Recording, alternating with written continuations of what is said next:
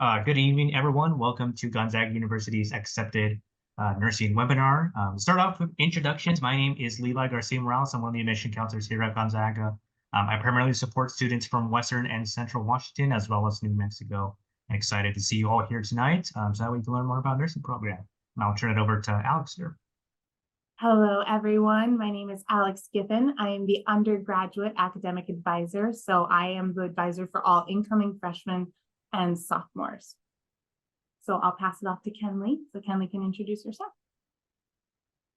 Hi, everyone. My name is Kenley Gus. I am the Undergraduate Nursing Program Coordinator. I'll pass it to Caitlin. Hi, my name is Caitlin Lintoko. I'm a third-year nursing student here at Gonzaga. I'm in my second semester of clinicals, and I'm here to also answer any questions you guys have about the program. All right.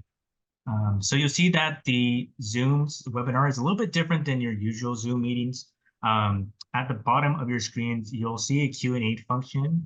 If you have questions, please feel free to use that, and we'd be happy to answer that. During the presentation, there'll be a section for Q&A, so when that time comes, feel free to put as many questions as you like. But Alex, Kenley, I'll turn it over to you both to talk about the nursing program. So I'm going to use a PowerPoint to illustrate everything I'm talking about so you guys can see it. And then we'll have a Q&A afterwards so you guys can ask questions on everything.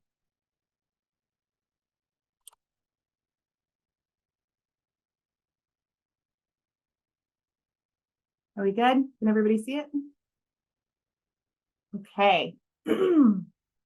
So we did our introductions. Our director of undergraduate nursing programming, Chris Sloan, was unable to make it tonight, but typically we would have her introduce herself. She's running pretty much everything in the program, and we work with her on a daily basis. So starting off, just so you can see, the BSN program is not where we started here at the Gonzaga School of Nursing. We started actually with an MSN program with our FNP program in 1978, and we were the first online program in the state. We would send out VHS tapes actually to our students, and then they would come back and they'd have packets filled out and they would do an immersion so they would learn all of their skills. And then we kind of blossomed from there. We started getting into psychiatric mental health nurse practitioner, health systems leader, which is a little bit newer, and then an RN to MSN track. And then we got into our BSN, which is what we're here to talk about today. And we actually have a track for DNP, which is Doctorate of Nurse Practitioner, and DNAP, which is Doctorate of Nurse Anesthesia Practice. And that's actually run through Providence, but they get a Gonzaga nursing degree from us. It's very competitive, and any students that are going into their undergraduate, if they're interested in graduate work, I always get them in touch with that team. So some of you may have seen this slide already, but I just want to explain the GU core. This is kind of going along with the nursing prerequisites that I'll explain next. But all students that are Gonzaga students will take this progression of classwork. So in their first year, they'll take the understanding and creating, which is first year seminar, writing, reasoning, and communications. They'll also take a math requirement and a science inquiry, which is typically stats, and a sociology or psychology course. In their second year, they'll be required to take a philosophy class and a religion, Christianity, and Catholic religions course. And then they progress into their third, caring and doing, where they take an ethics course and a world comparative religion course. And then finally, in their fourth year, they take a core integrated seminar, which for our students is healthcare ethics. They also will be taking broadening courses like history, lit, and fine arts. And then all of this will be fulfilled with some designations in their coursework, which are some nursing courses for writing enriched, global studies, and social justice. Now, for nursing specifically, they will be taking these courses. This is before they get into upper division. They will take these as freshmen and sophomores. So as freshmen, they typically take a biology in a lab and chemistry in a lab, psychology, sociology, and statistics. And then they take an intro to nursing course. This is the only course in their freshman year that they'll be taking along with other nursing students. Everything else is with all of the students across the Gonzaga campus.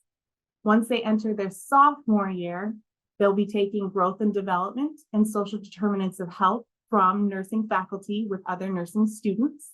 And along with that, they'll take anatomy and physiology lab, 1 and 2, microbiology and lab, and nutrition. Now, they're taking those first classes I showed you in the last slide, along with these, all as freshmen and sophomores. A lot of parents ask questions about transfer credits. So typically, when you're looking at this, none of the nursing courses will be taken over with a transfer credit. So those will be required for your student to take here at Gonzaga.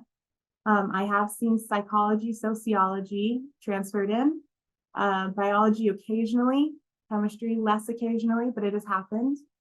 Never anatomy and physiology. So if you've taken that in high school, it's extremely helpful to you taking it here at Gonzaga. But for our program requirements, we have you take anatomy and physiology here with the Gonzaga faculty in the human physiology department. Microbiology occasionally transfers in, but again, very rarely. It's just how everything, we want to make certain that you have really good building blocks before you enter upper division. So next slide. The general degree requirements for a BSN is 130 credits that you'll have at the end. You'll be split into either a fall start, spring start, or a 8 or 9 semester track. I will explain that on our next slide. You need a 3.0 GPA to enter into your upper division coursework within the nursing department, and a 2.0 to graduate from Gonzaga. That 2.0 of C or higher is all of those prerequisite nursing courses that I listed on the last page. So biology, chemistry, psychology, sociology, A&P, all of those courses, you need to get a C or higher in order to pass that in nursing coursework. If you get a C- or lower, you are asked to repeat the course. And that is something that I work on with my students one-on-one. It is not a requirement of your GU core, however. So your religion courses, it is a D+ or higher. I know you guys are all accumulating questions, so keep them written down, and I promise I'll answer all of your questions as I'm going through everything. So this is that fall start, spring start that I'm talking about. In Spokane, Washington, we're rather small, so we have limited spaces given to us by Clinical Placements Northwest. That being said, we shoot for about 40 students to enter into each semester. So entering into upper division, we will split the freshman cohort in half. We typically have about 90 to 95 students, and we'll split them in half, about 45 to 47 each. And they will progress normally through freshman and sophomore year. And then once they get into upper division, they will either start in fall or they will start in spring. Now, we determine this through a couple of different methods. The first method is that we ask their preference. So we want to know what the student's preference is. Would they rather take a fall start and not have a break in between? Or would they rather have a spring start and have opportunity to do things with their first semester of their junior year? What I have often happen is I have more fall start requests than spring start requests, because that is the typical progression through a 4-year degree. So our next parameter is that we will decide this based off of science GPA.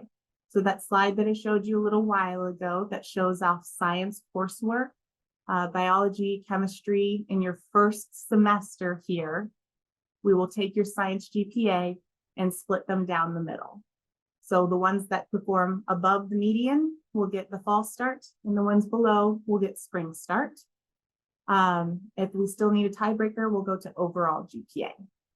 Now, if you get a spring start and you wanted a fall start, you are not forced in any way to pay for 9 semesters of tuition. You can only go to school for the 8 semesters and take a leave of absence for the fall semester of your junior year. It will not hurt your progression, nor will it hurt your standing in the nursing program. However, you also have the opportunity to work for leave of absence. You can study abroad. We have a very large study abroad office here at Gonzaga, and you can take a minor on.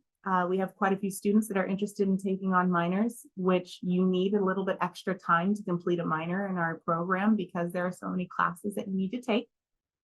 Or you can spread out just classwork if you want to. I have many students that will spread out their 3 labs in their sophomore year to be AMP1, AMP2, and microbiology so that they have a lab each semester, and they can decrease from about 17 to 18 credits to more like 14 or 15 credits. I promise whatever questions you have, write them down and I will answer them. So our study abroad, just so that you all know, quite a few of our students go to Florence, Italy, because we have a sister campus over there, and it is pretty simple to sign up for classes and transfer them back. However, that is not the only place our students will go for study abroad.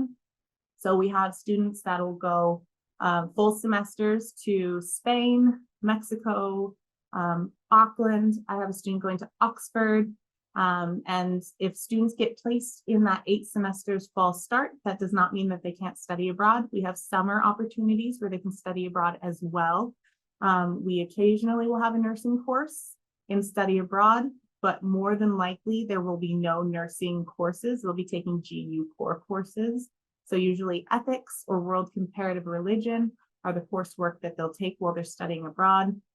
And then Florence, Italy, actually, it's not Florence this summer, it's Glasgow, Scotland. Glasgow, Scotland is offering Nursing 210 this summer, actually. So I have a lot of freshmen who are going to go to Glasgow, Scotland and take Nursing 210 to take that off of their plate for their sophomore year. And then I also have some students going to Zambia this summer, and they will be taking a nursing course as well. It doesn't count towards any of their requirements, but it is a great opportunity for them. So a question that we get asked is, do you get to pick your type of nursing that you're learning? And the answer is no. We are training you to be a nurse generalist. So we are going to train you in all areas so that when you leave us, you can go into any specialty that you would like to.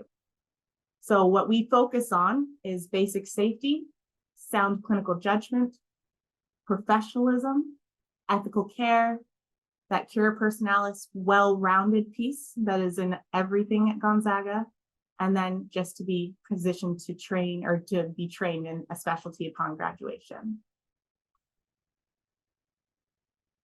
So once you get placed into upper division and you're either starting in fall start or spring start, this is what your first semester will look like with us. Your first semester, you'll have a pediatric rotation where you go out to the Catholic schools in the area and you'll do vision and hearing screening with the children in the schools. And then you'll do a geriatrics rotation where you get to learn basic living skills with the geriatric community. We'll teach, or you'll work with them on brushing their teeth, transitioning them from bed, brushing their hair, these really basic skills. So in the first semester of upper division, we're really wanting our students to feel comfortable with being a provider for the patients that they're going to be working with. And of course, this resource and simulation center, which our buddy Caitlin is going to show us. And then we have another student, Ellie Smith, that will be helping us today to show you our resource and simulation center today. But we really believe in having this skills built and our students understanding what they're doing before they go out into the clinical world. That being said, we do not replace any of their clinical experience with simulation. It is just there to help them before they go out and do all of this. It is not there to replace it. All of their hours are done in clinic. Okay. So after their first semester, our students get the opportunity here in Washington to be a nurse tech. So once you've completed your first semester of upper division, you can be employed by the hospitals as a nurse tech, which is a higher level of interaction on the floor than a CNA would have. You actually get to practice to the level of your education. So in your first semester, if you've learned how to transfer a patient from the bed to the wheelchair. You can do that on your own. You don't have to wait until you're employed as a nurse. Once you get through your second semester, you learn how to give meds. Once you learn IVs, shots, all of these things, as you progress through the program, you get to actually practice to the level of your education. Our students really enjoy this, and we have quite a few students that apply for this opportunity. This is through Providence, so it goes to Oregon, I believe, but for sure Washington. We have a lot of presentations that'll come here to the school and talk to the students about it. I do not believe that California gives this opportunity. So once you get into your second semester of upper division, your whole area is split into 4. I don't have the resource and simulation centers listed on here, but it's always going to be a part of your experience here at GU. You will always be in the sim suite and the skills lab to learn what you're doing before you go out and do it. You'll do care of adults med-surg at a hospital out in Spokane Valley. It is a smaller hospital, so our students get a little bit more opportunity out there to work with their preceptors. This is the semester where they'll have our faculty. Sorry, everybody, I'm saying too much. So they'll have their faculty out there with them, about 10 students that are assigned to a faculty member. They always have a faculty member with them when they are in a clinical rotation. And during this semester for med-surg, they'll be able to see some outpatient med-surg opportunities. And then women's health, this is that OB rotation that my students absolutely love. I get to hear about it all the time from my students. So they'll be able to have an opportunity to go into the NICU. They'll get the opportunity to see vaginal births, C-sections, and then aftercare. They'll do prenatal and postnatal possibly. And then community mental health is also an outpatient experience that they will get to participate in. These less critical cases where they get to talk to people who come in for just day therapy. But during the semester, it kind of gets them ready for the hospital scenario, nothing too crazy. And then the obviously skills lab that they're going to be a part of.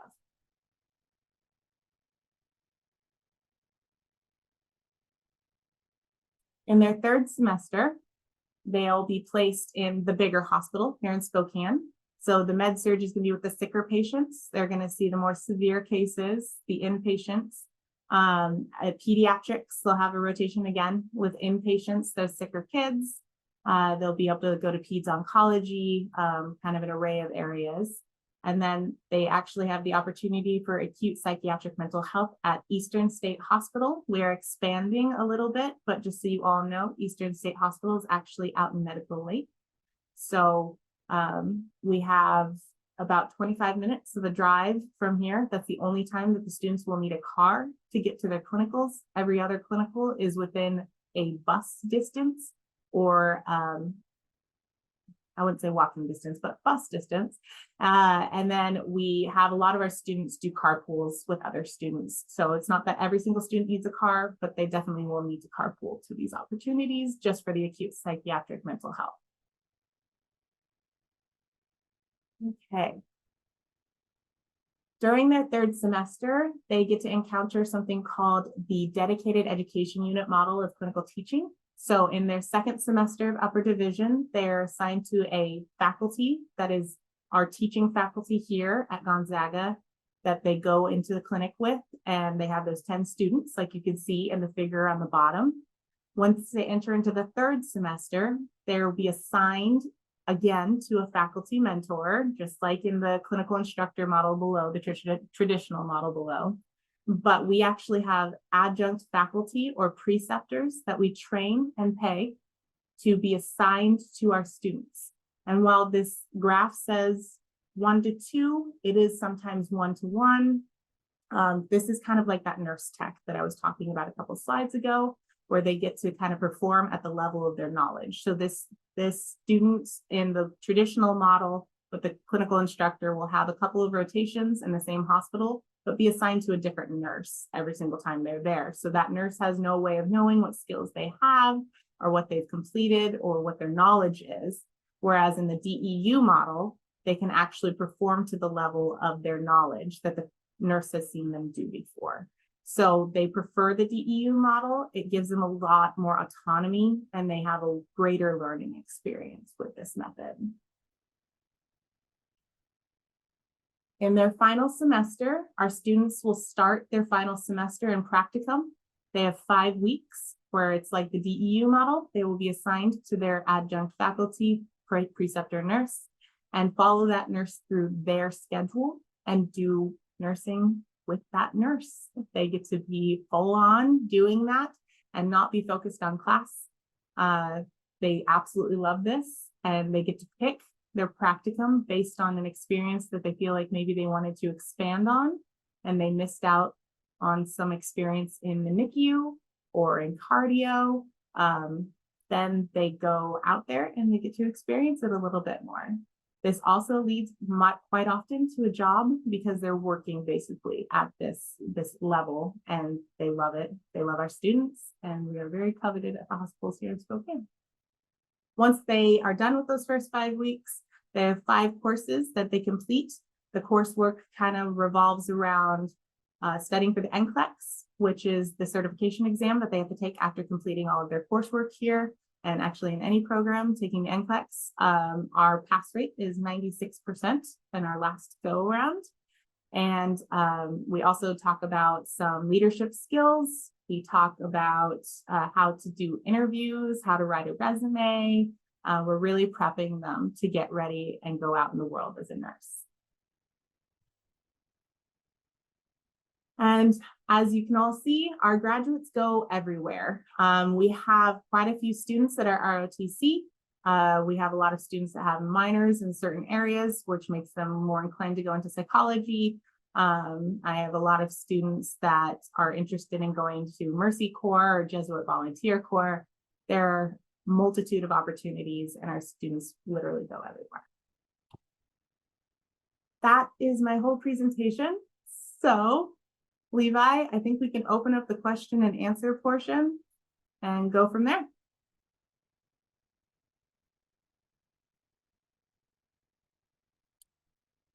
All righty, everyone. Feel free to start putting your questions in chat box and we can get those taken care of.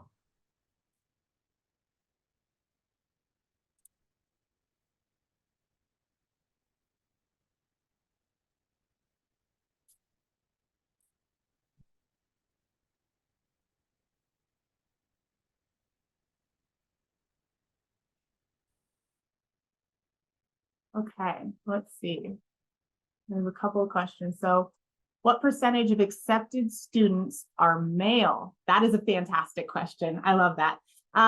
So our current freshman class, I think I have 7 out of 91. Actually, I have 8 out of 91. So, you know, it's a small percentage. It's a lot to ask a 17-year-old to pick this as their track. But we do have, you know, I'd say a little bit like 10% average of students that are male that enter our program. Which cities and hospitals do your nurses work at after graduating? Everywhere, like everywhere. I have a lot of students that are going to Massachusetts for some reason. And I have a lot of students that'll go just, I don't even know, honestly, but literally everywhere. We have students go anywhere they want to go. Do you choose what hospital you go to? No, we have relationships and set up. I'm trying to think of the right words and I'm totally skipping on this. No, you do not choose the hospitals you go to. That is something our program has for you. So you do not need to find your hospital placements. We have those hospital placements for you. We actually have a clinical placement manager who's in charge of placing you into the hospitals for your rotations. And if you have questions for our students, that is a-okay. They love answering questions. What do you think are the strengths of Gonzaga program compared to UW and other larger schools? I think that you kind of hit the nail on the head with that question. It's the larger schools portion. Having us be a smaller program, I believe, gives the students a little bit more of a one-on-one experience that the larger schools just can't support. I'm going to let Caitlin or Ellie answer that a little bit more because they're in this experience and can tell you why they chose GU over the larger schools. I can start. For me personally, one of the biggest draws that led me to Gonzaga is the fact that this is a direct entry nursing program. Going into college with a lot of other peers from my high school that also wanted to pursue nursing, and having the advantage of going to a smaller school kind of gave me the security that I would not only be allowed to have some sort of guarantee that I would have availability in all of the classes and requirements that I would need to take, and then also be in a program where my clinical hours and clinical placements are set up for me, rather than me having to go in, like other schools, find my own placement on top of dealing with rigorous curriculum. Going into my decision to commit to Gonzaga, I kind of already had an idea about the fact that Gonzaga really is a program that sets you up for success and provides you with a lot of supportive resources that they may not necessarily offer at bigger schools. And so my experience here has just really confirmed the fact that it's a really big supportive community, and that's why I love going here. That's why I chose here. Thank you, Caitlin. Ellie, do you want to add anything, or Sure, I can. Sorry, I was having technical difficulties. I was trying to put you on the spot. No, I second everything that Caitlin said. Yeah, I think just having the kind of how our program is run, we have the positions for every single part and aspect of the program, and so having that extra support, I think, is really beneficial. And it's something that I don't think I didn't realize that bigger schools don't really have. And I think that, along with what Caitlin said about just having that kind of more tight-knit experience, people in the hospitals know that we're Gonzaga students, not just by our scrubs, but just because of how we act and how we carry ourselves, and the skills and the just kind of how we act as nursing students. And so I think that no matter where you go, especially in Washington, it's just a really reputable program. It has been around for quite a while now, and I think that it just really shows. And we kind of, in a sense, get not priority, but just a lot of grace for just being GU students. And so I think that it's just kind of a cool thing about just being able to go to Gonzaga compared to, I mean, there's several other nursing programs in Spokane. And so I think that our program just kind of stands out in that sense. Thank you. So next question I see on here is, which cities and hospitals do nurses work at after graduating? Again, that's pretty much everywhere. It's up to you where you take your NCLEX and get certified. So once you take your NCLEX and get certified in that state, you can start practicing in that state once you've passed your NCLEX. And then if you want to switch to another state or another hospital, it's just a matter of filling out paperwork and going to that state or hospital. Do we choose what hospitals we go to? No, I answered. So for a psychology minor, would you say that's more of a difficult one to complete within 8 semesters? Yes, actually, we had the opportunity to meet with the psychology department today, and they also reiterated that 9 semesters is probably where you would need to complete a psychology minor, just because there's not a ton of overlap in the classwork. So in order to complete a psychology minor, you would need to be signing up for upwards of 22 to 23 credits per semester, which is 1, an overage of fees, and 2, just a lot of classes. And that just seems not so fun. How do you know if nursing is the right path for you? I'm worried about the difficulties of the courses. That's an amazing question. I love that question. Way to put that out there. That's fantastic. Courses are hard. I'm not going to lie to you. This is a hard track, and it is very prescriptive. So you will take biology and chemistry and pass both in order to get into A&P and nutrition. There is a progressive path that you take. That being said, we support you through all of this. I have many students who have come to me right at the beginning of a semester and said, man, chemistry is hard. And guess what?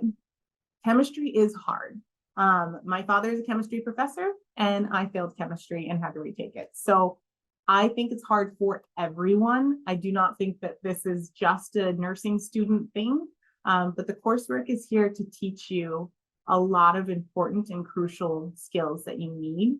That being said, once you're in the nursing program, you have the opportunity to switch your major if you feel like this isn't the track for you.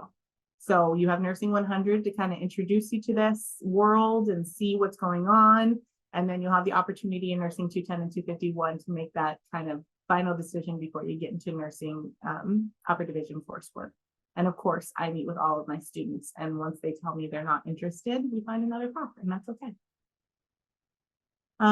Curious what student lab is like. I'm going to show you that in a minute because I have my friend Caitlin and my friend Ellie in some of our labs. So they're going to show you what the labs look like. What percentage of students who begin nursing finish the program? Great question. We have about 90-ish students. Sometimes we get up to 95, but we usually have about 90-ish students start the program. And then we have around 80. So we usually have about 10 to 15 students that'll change their major or unfortunately not make it through coursework one way or the other. But more than likely it's changing that major, just like you were talking about when you have just a different desire. Do you choose day or night for your clinicals? No, you do not. You get assigned to your clinicals and you just have to learn how to do night shifts and you have to learn how to do day shifts. You can start clinicals as early as 6. Caitlin, Ellie, what's the earliest clinical you've had so far? 5:45. 5:30. Oh, yeah. 5:30 on the first day. Okay, and what was your latest? Yeah. 1 p.m. 1 p.m. Yep, that sounds about right. Okay. And Caitlin and Ellie are in the same spot. They're both juniors right now. They're about to be seniors, though. We're really excited. Do you recommend pre-health LLC or other LLC for our first year? I'm wondering whether being exposed to other communities make a more well-rounded experience. When I hear from other students is that you should make friends outside of nursing. You will make friends inside of nursing. It is made that way. You're in classes with those nursing students the whole time. So you will make relationships with your cohort because you're with them constantly. But joining the LLC, I think, is great. We have quite a few students that are in it right now, but it's not necessary for building relationships with nursing students. So I think cultivating relationships outside of nursing is really nice too. You guys, you're nodding, Caitlin, so I'm assuming that I said it the right way. Yeah, I definitely agree. Because it's such a small program and a small community, you definitely have a lot of opportunities to bond. Like, for example, Ellie and I are currently in a cohort of 40 and we take all of our classes together and are split up into 4 different groups to report to clinical together. And so it's a lot of face-to-face time with the nursing community. And I personally find that it helps to kind of branch out to know people outside of the nursing program, just because it's good to make connections and also be able to kind of experience different things when your friends have different interests. So it's always good to branch out in any way that you want to branch out. Thank you. Okay, so how does it work if we get credits transferred over? Where would I jump in on the 8 or 9 credit plan? So I have plenty of students who come in with an AA degree or have running start and have a lot of transfer credits. For equitability's sake, it is all based on your first semester's performance. It does not matter if you come in with a bunch of credits or not. We know that not everybody has that opportunity. So to make it equal for everyone and make it fair for everyone, we base the 8 or 9 semester split off of how you perform in your first semester, because you're in a completely different environment than in high school. So we want to see how you guys do in the same environment with the same coursework. And if you're asking if you have different classes than other students, you typically have about the same amount of science courses, even if they're different science courses. Is it helpful to have nursing students as roommates so that you have similar focus on studying, or do you have roommates in other majors? I know this answer, so Caitlin, Ellie, go for it. Oh, Ellie, you can go first. Yeah. I personally have not lived with any nursing majors my 3 years at Gonzaga, and I still feel like I live with nursing majors because of how often I'm with them. So I do not think it's necessary. at all. I personally think it's just really important to have a life outside of nursing, and because it's kind of all you think about, whether you like it or not. And so I completely, not that you can't have nursing majors as roommates, you certainly can, and it is easier in some aspects, but I would also strongly encourage that if you're still in that roommate process, definitely branch out, because it just makes you a more well-rounded student and be able to just kind of decompress in a non-nursing environment. Yes, I definitely agree with Ellie, especially about the notion that it's super important to have a life outside of nursing. I think that being able to, have other interests and other friends is super important to avoid burnout, because you do see a lot of the same people, you cycle through a lot of the same content, and so to have an outlet outside of nursing is super important.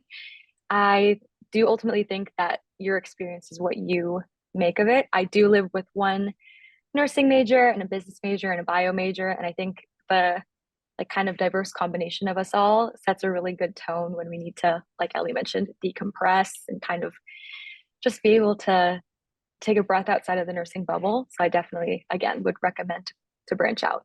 But, on the flip side, if you do end up living with a nursing major, it's nice to have like that kind of added built-in support system. But I will say that nursing majors are competitive. So that's something to keep out for if you end up living with a nursing major, is that it's a support system, but it's also maybe a little bit of competitive motivation, if that makes any sense. I don't think it makes any sense, because you guys aren't competing for anything. You're all in the same program, and it doesn't matter. Highest ranking, lowest ranking, you all get to be nurses in the end. So I will just continue saying that to you guys over and over again. Do you think you miss out on any types of cases or experiences that might be available in a nursing program in a bigger city? Yeah, I do think that happens, but that's why we have simulation. Simulation is going to give you that. So if you don't see a heart attack while you're on the ED floor, they're going to show you heart attack in simulation. They're going to show you hemorrhage. I believe that that everybody got to see a postnatal hemorrhage. Is that what it's called? I'm saying it wrong. But they do get to see the experiences through simulation that they wouldn't necessarily get to see on the floor, because we are a little bit smaller facility. However, my answer is it takes you 15 minutes. That is my answer, just so you know, because we are in a city, but it takes you 15 minutes to get anywhere. That has been my experience for 7 years, almost 8 years living in Spokane. And that is the upside between Spokane and Seattle, if you're looking at Seattle compared to, yeah. And Caitlin comes from California, which is a whole other thing. Actually, if I could add to that, I would also just add to the fact that even if you are reporting to the same clinical group or to the same clinical site with your clinical group, no two people have the same clinical experience. Everyone's dealing with different patients and different cases. And currently Ellie and I are in our OB rotation, but that doesn't necessarily mean that we only get patients from Spokane. We have some patients that drive hours out to receive care here at, for example, Sacred Heart, where we're currently doing our rotation. And to put things in perspective, I think it's important to note that there are cases everywhere. There are sick people everywhere. And even if you were to do clinicals in a different, maybe bigger city, the acuities of different hospitals are different. So regardless, your clinical experience will be very unique to you. Thank you.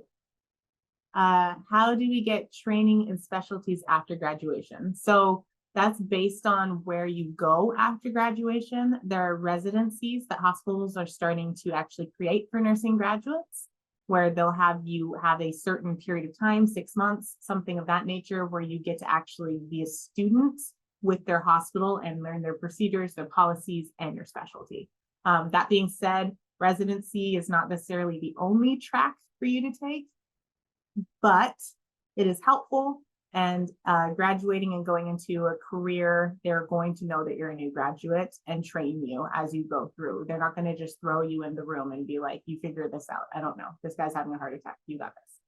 So you get trained, definitely. You aren't just thrown out to wolves. Is it possible to complete a sports management minor on an 8-semester track? Ooh, I don't know. I've never looked into that one. That would be an interesting thing to look at. I'm willing to look at it with you if you're willing to look at it with me. We'd have to look at the courses. My guess on that one is that pretty much none of the coursework would overlap with nursing. So that means you're going to probably need the 9-track to complete it. But I can't say that until I look at it. So email me and we can talk about it. Are your friends mostly nursing students, or have you been able to mix up the students? How is your social life? That's a good question. How is your social life while doing clinicals?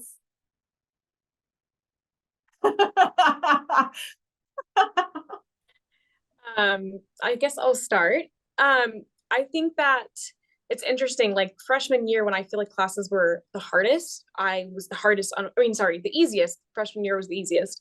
I was the hardest on myself, and so I like found myself isolating, and as the years have progressed, I think that I've gotten better at having more of a social life. And I think that that's another reason to have non-nursing major roommates, is because they will make you do things that maybe don't seem comfortable in the moment, but I think that there is definitely a possibility, even if it's doing a self-care that's like 20 minutes long, going on a walk or something, like it is possible.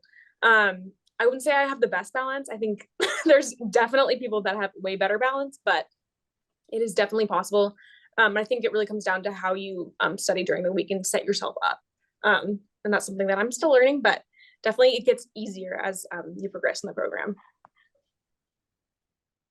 Yeah, I definitely agree with what Ellie said. I think all of us nursing students can improve a little bit better on our work-life balance, but it definitely isn't impossible to have a social life when you're a nursing major.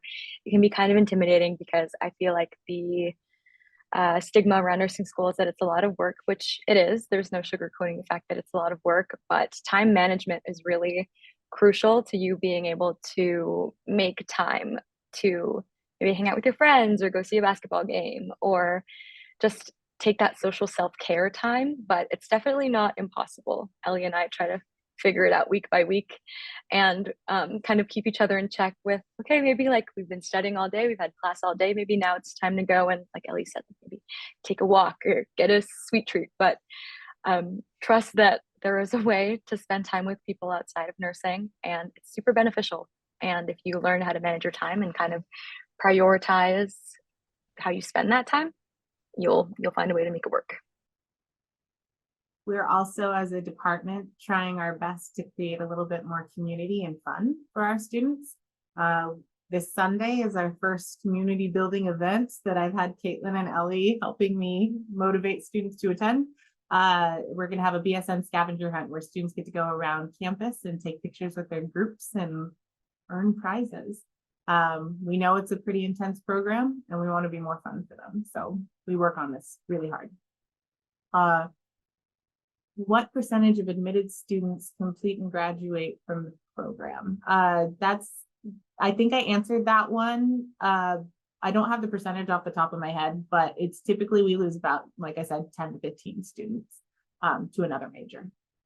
I actually lost 2 students. I lost one to engineering and I lost one to accounting this fall. So really your path is your path and no hard feelings. I will help you. As the nursing class is small and the class is so specific, do the upper year students still feel connected to campus life? Caitlin is a part of a student group. Ellie, are you also a part of a student group? No, I'm not, but I think that it's important to be.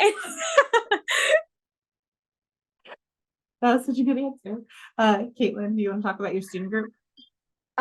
Yeah, I'm a part of the Filipino American Student Union here on campus, or FOSU, and while I'm not able to be active every single week, it's definitely a fun way to stay connected to campus life. And I think that because we are a basketball school, that during basketball season, it's especially easy to be connected to campus life because the kennel is also a really great place to be when you're not in Tilford.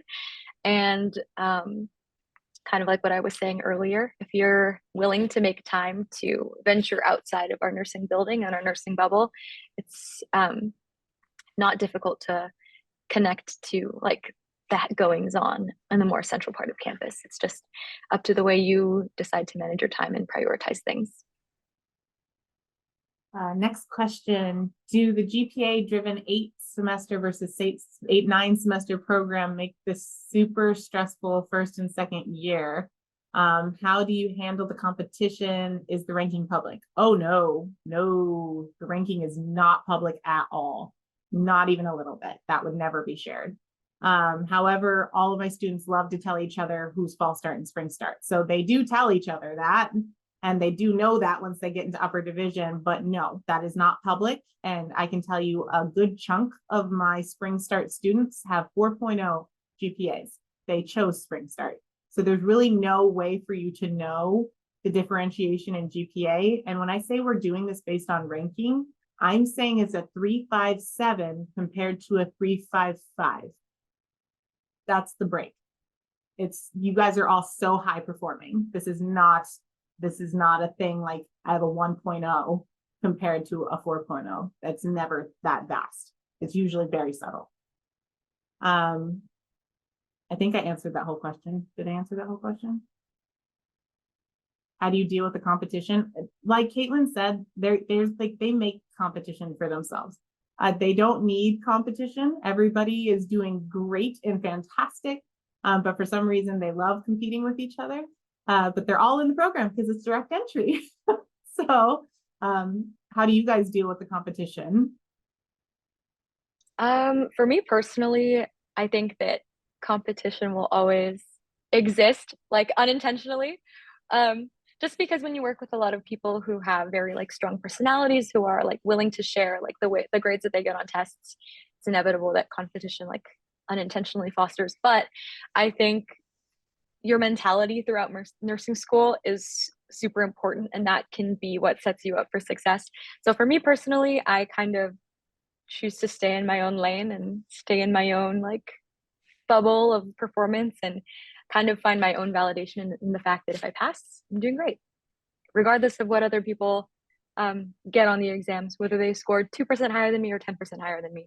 And kind of just that own like mental check is super important, because you'll find a lot of strong personalities, whether you're in nursing or not. And just being able to kind of have confidence in yourself is really important to your own success, I think. And just to kind of add to that, yeah, like Alex said, you really have to question what are you competing for, and then you really don't have an answer to that question. And then second, I think that when you get done with your lower division classes and you get into the nitty-gritty of nursing and are actually doing hands-on skills, you will see a shift in who thrives in what area. Maybe some people are super book smart and can get 100% on tests, and then you go into the clinical setting and they're like, I don't know what I'm doing. I don't know how to do this. I don't want to do this. So it's interesting, and there's not a single person in the program that is 100% good at everything. Everybody is different and everybody has their strengths. So I think that's something to keep in mind. Just because somebody gets really good grades doesn't mean they're going to be the best bedside nurse. You'd have no idea. So does that mean if I transfer credits, does it mean that I have to retake all the classes I've already finished, or take something instead of that? I cannot cut time any shorter in the semester schedule. No, you cannot cut your time any shorter in the semester schedule. You will be here for 8 semesters at minimum. Retaking classes, it really depends on what transfers in. So if you were at a community college and you took a lot of the coursework that's pre-nursing classes, they can transfer in, but it won't decrease your amount of time. We can't get you directly into upper division nursing, so you will have to do lower division nursing coursework, which is typically GU core, because a lot of people who transfer in courses are missing some of the GU core. And then a lot of people who are transferring in courses still don't have either microbiology, AMP, those pieces. So you work with me on that. I go through that with you and we discuss that. When we are assigned to a nurse, do we choose which specialty that we work with? Nope. You're assigned to that in your rotation. So it's like that semester track that I was saying, where you're in med surg or peds or geriatrics, all of those things. That's your rotation, and that's the nurse you'll be assigned to in that rotation. Are we taught how to register for the NCLEX in our classes? Yep, 100%. You are taught everything you need to know for that NCLEX. We are going to set you up for the best success you could possibly have. Yes. I don't think Ellie or Caitlin went to Florence, so I don't think they have that insight. Levi, did you go to Florence? I actually did not go to Florence when I was a student at Gonzaga. But I would recommend if you have questions about studying abroad, please feel free to reach out to our study abroad office. They're more than happy to kind of answer any questions you might have or provide some fun stories that you want to know about. Sorry, I would totally tell you about Florence if I'd been, but I haven't. Okay, is that the end of our questions? Oh, okay, two more. Okay. Is there an exam that you have to take fourth semester to graduate and be permitted to specifically an exam? No, you just have to pass your courses. That's pretty much it. So you'll have exams on subject material, but there's not one specific test that's comprehensive that you have to pass before you can leave us and go take the NCLEX. You just have to pass your classes. At what point do I know what my fall 2024 classes would be depending on, so that would be over the summer. So once you have said that you're going to be doing this, actually Kenley and I are learning how to assign you to your coursework. So I am working with our advising office to send you all a link to meet with me on Zoom so I can talk to you and ask you questions about what you would like to be doing and what your focus is. If you have a minor, if you're a student athlete, if you're going to go into honors, any of these pieces, I'm planning on giving that outlet to all of you so you can talk to me, and then we can go over what you've transferred in and make sure that it's transferred in. Are any of you ROTC? None of us are ROTC, but we have a good chunk of ROTC students, and I actually just met with the ROTC guy yesterday. Now the days are bleeding together. I'm pretty sure it was yesterday. And we had a great conversation about how to support all of our ROTC students through the nursing program, which is either fall or spring start. We have both. I will also point out that I serve as the ROTC liaison within the Office of Undergraduate Admissions. So if anyone has questions about the ROTC program, I'll be your point of contact for any of those. Thank you, Levi. What depends on the first semester again? Which semester cycle you have or something you mentioned? Okay, so your first semester is based off of your performance. So your first semester of upper division is what I'm assuming you're asking about. Your first semester of upper division is based off of your first semester as a freshman.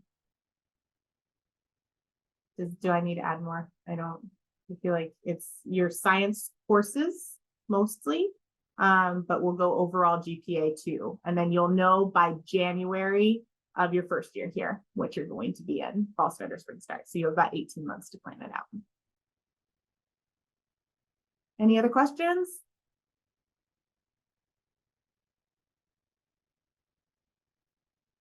Okay, well, if not, then I'm going to hand this over to Caitlin and Ellie to show us the labs. Do you know which one of you is going to go first? Caitlin?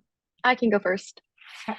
I am currently sitting in our skills lab where Ellie and I and all of the nurses in the upper division come in for lab to learn skills and then come into the skills lab to practice said skills that we'll later use to be tested on during our skills exams or used during simulation when we have those kind of like niche cases that Alex talked about. And we want to kind of just like hone in on the things that we learned before we are given the chance to apply them in clinical.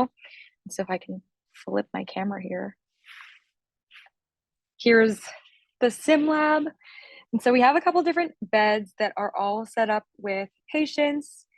There are about 6 here, and then I believe there are 3 more downstairs separate from the sim lab that Ellie will show you in just a little bit. But to just give you an example, we have, say, our patient, and then they typically have like pumps hook up to them. So for example, this is a pediatric patient with a feeding pump attached. And this is an adult patient, and they have their own like IV pumps that we learn how to program and we learn how to hang fluid from, medicine from. Even the walls are equipped the way hospital walls are with like oxygen and medical air. There's even like hand sanitizer and sharps so that we can practice like safe dispensing of medications and needles and practice hand hygiene. We even have a little baby when we get to the semester in upper division where we learn about like pediatric care. And this particular mannequin, like the mannequins downstairs, are actually automated. I believe they're called high fidelity mannequins, and they can be hooked up to all this different like programming that will kind of bring it to life and turn it into a real live patient. Moving on to over here, we have some fake arms so that we can practice IV starts, which is something that Ellie and I did at the beginning of the semester. And they're equipped to real blood so that you can tell if you're actually in the vein that you're trying to get your your IV into. And then kind of like down the middle of the room, we have like a bunch of different equipment. So we have carpy jets for medication administration, some blood tubes for when we practice blood draws, and some IV flushes, because as you'll learn, whenever you give an IV med, you flush it before and after you push. We have some chests that have central lines in them so that you can practice administering medications through a central line. Then just kind of on the same side or opposite side of the room, you have the same kind of setup with the IV pumps, the medical air. There's even suction, if I haven't mentioned that before. And for example, one of the skills that we're testing right now is blood administration. So we have some blood bags that we've learned how to hang. We have a PCA over there underneath the IV pump, which is essentially like the kind of pump that you would use to administer morphine or any other narcotic. And just so that you can get like kind of an understanding of all the different skills we can practice in here, all of the mannequins that are down here in the skills lab are set up to do different things. Like for example, that guy has some nebulizing potential over there, and this person looks like they're ready to have an NG put into them, which is another skill that we practiced earlier in the semester. And yeah, that kind of concludes our little skills lab tour. And every time we come in here, we're also allowed to sign up for open lab, which is an additional time where we're allowed to come in and practice skills for exams and for clinical. And we have a really awesome lab manager that sets us up with all the proper equipment that we need to practice said skills. So yeah. Caitlin, that was amazing. Okay, you ready for me? Okay, sorry, bear with me guys. My iPad is kind of getting a little crazy right now, so let's see if I can flip my camera around. Show you the simulation suite. Okay, so this is kind of the entrance to our resource and simulation suite. It is equipped with 2 different rooms, which I'll kind of walk you towards, but this is kind of where we receive report and kind of brief before simulations. And essentially, simulations give us an additional opportunity to practice clinical judgment on top of clinical experience, like Caitlin mentioned. And so it gives us the scenarios that we might not see. And so these rooms kind of mirror each other. In the case, if we need PPE for a situation, we do it here. This is generally where we get the report from our nurse. And then walking in, again, high fidelity mannequins. They have pulses, they can breathe, lung and heart sounds, etc. Similar to what Caitlin was saying, we have all of the regular hospital equipped equipment like oxygen, suction, medical air. And then coming around, some gloves, lots of supplies here. We have a phone that we can phone to the provider, which allows us to make calls, whether that's to the pharmacy, provider, and then lots of supplies here. And then I'll kind of walk you also into, this is our medication administration room. It's kind of dark, so let me see if I can turn on a light here. Okay, so this is our Pyxis, and it's pretty equivalent to what you would see in the hospital. And this is where we would drop any medications. So we sign in if we're assigned to that role as a nurse that day in sim, gather our medications here, and then there's some additional supplies over here, some sharps, and then this is our second simulation suite, and it's the same exact setup. I'm just kind of mirrored. And that is pretty much that.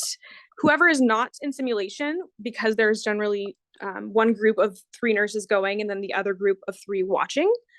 And after that 15-minute mark is up, then we switch. And so those other 3 nurses that are watching would be in this room, and they'd be watching from that computer screen, just kind of getting ready for their turn. And it's just a good opportunity to watch. We have the cameras in there, and so you can kind of zoom in and see the nitty-gritty of what we're doing. I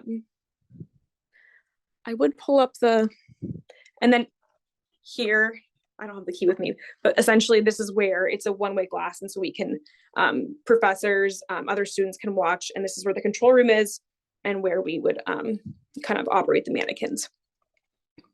Other than that, I think that sums about everything up.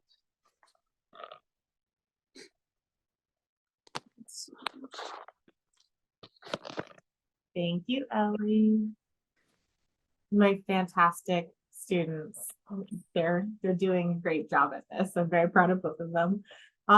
Do any of you have questions about what you just saw, or questions that you're thinking of now that we've seen these things? Because we have a little bit more time that we can dedicate to answering questions. I know I saw somebody ask if we use cadavers and AMP, so anatomy and physiology will utilize cadavers. We don't in the nursing program for it.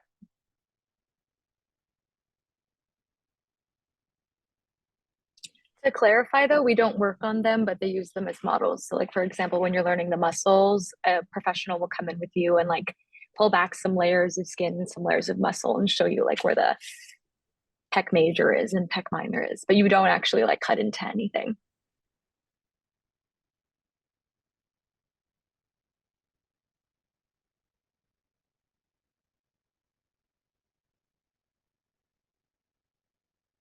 I'm trying to think if there's anything else that we want to say that I don't think we've said. What do you wish you'd known before you started freshman year? Whoa.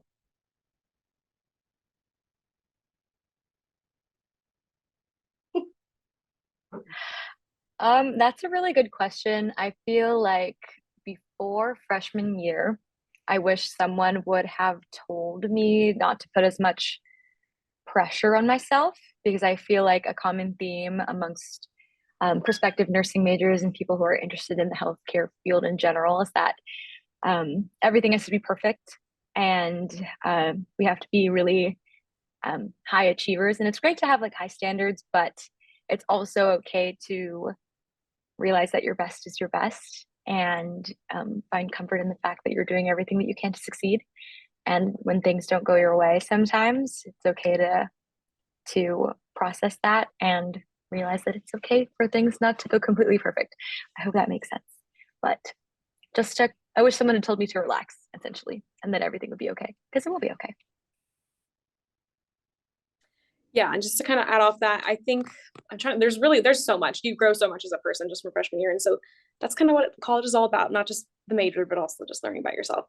I think something that I wish I would have known, but I just wouldn't have known it, is how much you learn in just the 2 years of upper division. Your core classes are super important, but I always kind of struggled through them because I was like, well, this isn't going to help me. This isn't going to help me with my nursing career. But just in this first year of actual nursing upper division classes, you feel like you could maybe not safely take care of 5 patients, but you just learn so much in the short amount of time that you really think it is. Even on the floor, you know, things that experienced nurses that have been on the floor for 20 years don't know. And I just think that we're way more knowledgeable than you would even think. And so I think just giving yourself some grace and like realizing, wow, like I do know a lot more than I think I do. And while I am not a nursing student, nor am I a nurse, my experience in the freshman class is that they do hold themselves to a very high standard. They come in wanting to be honors, having a minor on top of completing a ton of nursing coursework. Getting your BSN means you'll be a nurse. Getting a psychology, sociology minor, while it gives you a lot of theoretical framework, it won't necessarily make you more or less employable than somebody who goes through the standard progression. So I feel like that's probably what I would tell any high schooler that is going into the nursing program, is to just let yourself go through the standard process of being a nursing student, because that's a pretty hefty thing to take on. Is MSN the same as an NP? Not exactly. An MSN is a little bit more specialized, and it really depends on where you're going into. It's like MSN is more like an executive leadership kind of pieces, and then there's doctorate of nurse practitioner that you can do after an NP. It's all very muddy, and you kind of have to talk to the graduate program a little bit more about the specifics, but no, they aren't the same thing. I can also add on to that. An MSN is just like a year-long program that's pretty accessible to most people. You can do it online. It doesn't give you any more autonomy in the field at all. May raise your pay a few dollars. I'm not too sure though. I know a lot of people have done it. It doesn't really affect, I mean, it gives you great knowledge, but versus a nurse practitioner is an advanced registered practitioner. So they have way more autonomy. It's a way more specialized field. They go to school for more than 1 year and they get additional clinical experience that is not a part of what an MSN is. And they can prescribe medications in some states and perform procedures that registered nurses can't. So when you were looking at that graduate level that I was showing you all before, that family nurse practitioner is what you're talking about as opposed to an MSN, which is a little different. But if you're interested in these and you come to us and you come see us, I can get you in line with all of our graduate programs and you can talk to them about exactly what you want to do. What has been your best study habits throughout the years?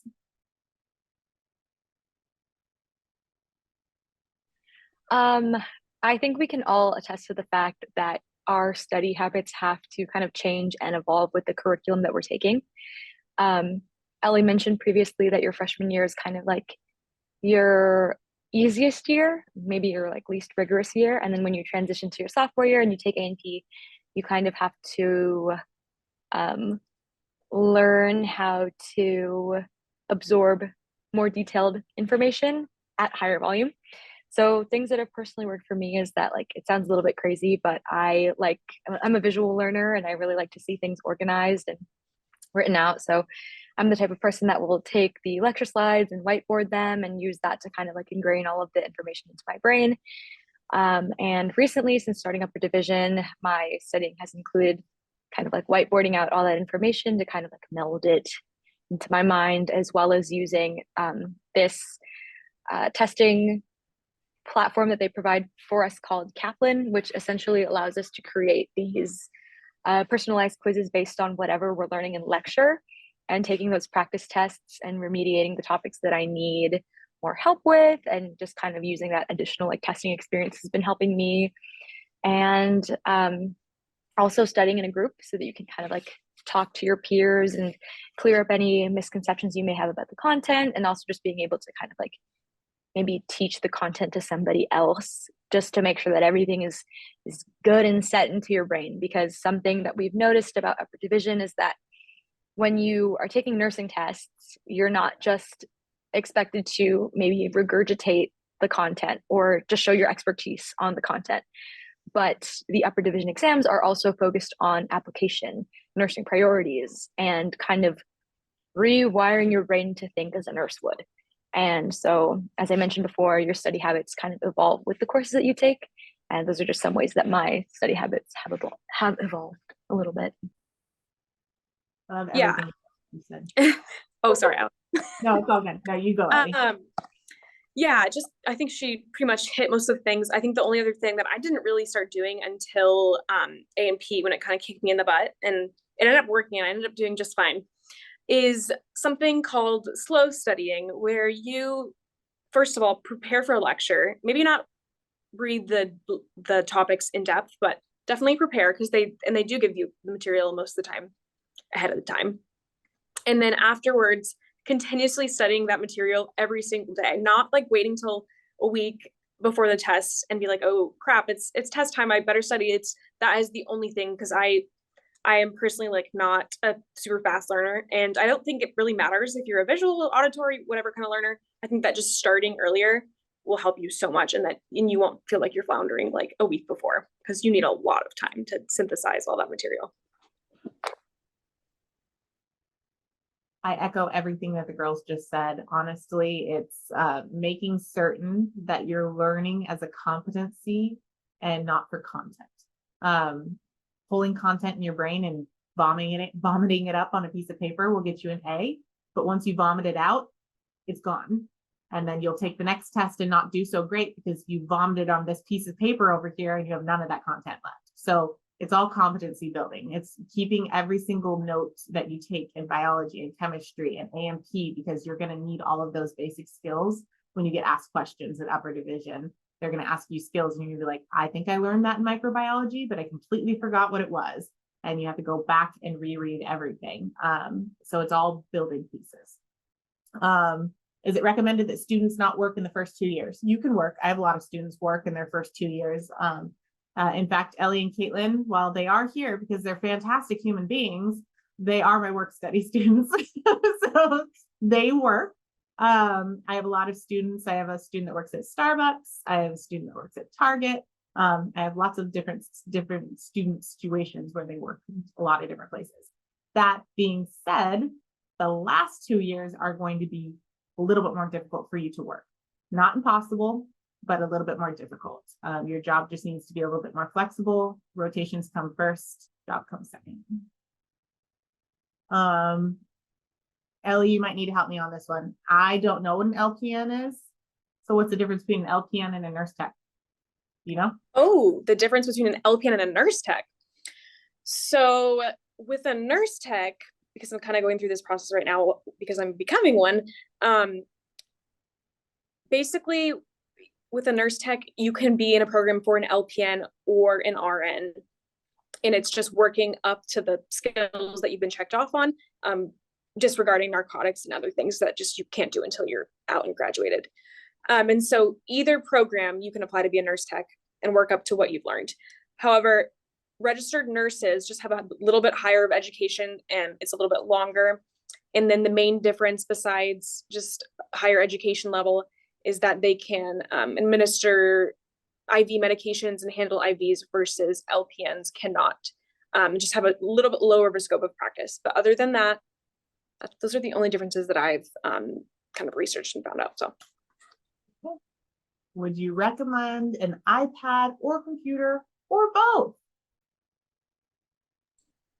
I invested in myself before A&P and got an iPad. It was like the cheaper version, but if you have the means to, or you can beg your parents or whoever, I would 100% recommend it, because A&P, like I would just upload the pictures, label them 1,000 times, and it just makes life a lot more easy. I mean, I cannot imagine doing that on paper. It's possible, and I know plenty of people that did it, but personally, I have loved having an iPad.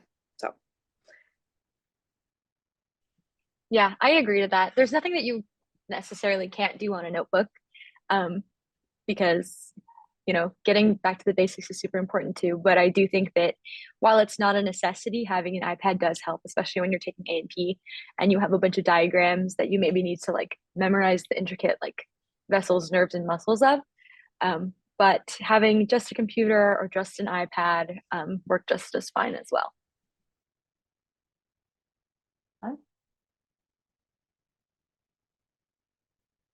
Any other questions?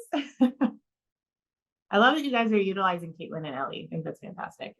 For the start shows. You guys know all the answers. Like you're here, you have it going. I don't see any other questions popping up.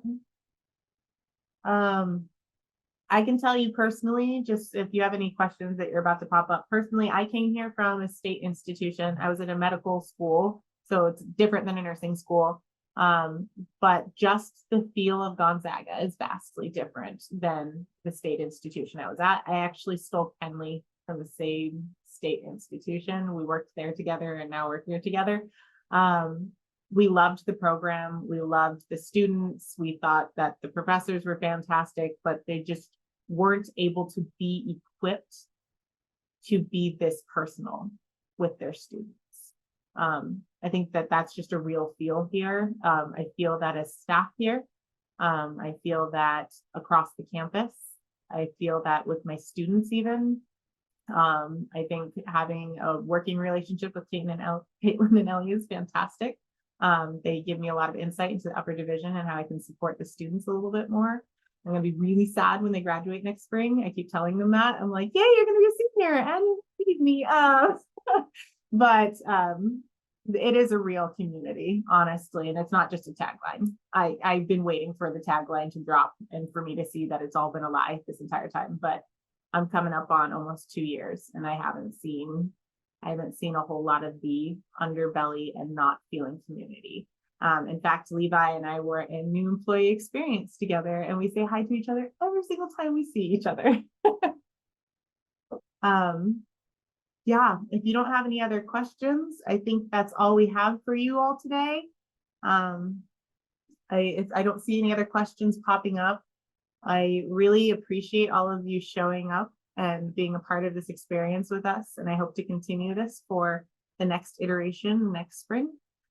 This is the first time we've done it, so thank you for being a part of our first time for a webinar. And thank you to Kenley and Levi and Caitlin and Ellie. You're all fantastic human beings. There's somebody who's raising a hand. Is there any way to? Just because the chat box is disabled for attendees, if you have any questions, please feel free to use the Q&A function, and we'll have those questions answered for you. See you all saying thank you. Thank you all so much. I really appreciate it. This is great.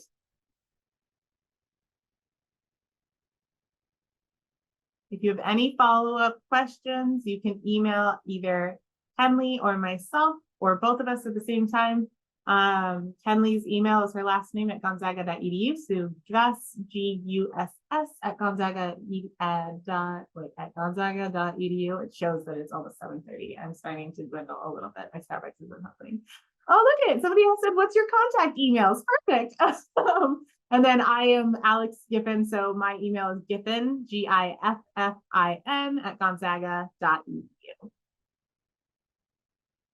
And if you don't remember that and didn't write it down right, Levi will give you our information if you email him. This webinar is being recorded, so it will be live to watch at a later date within the next couple of weeks. Thank you all.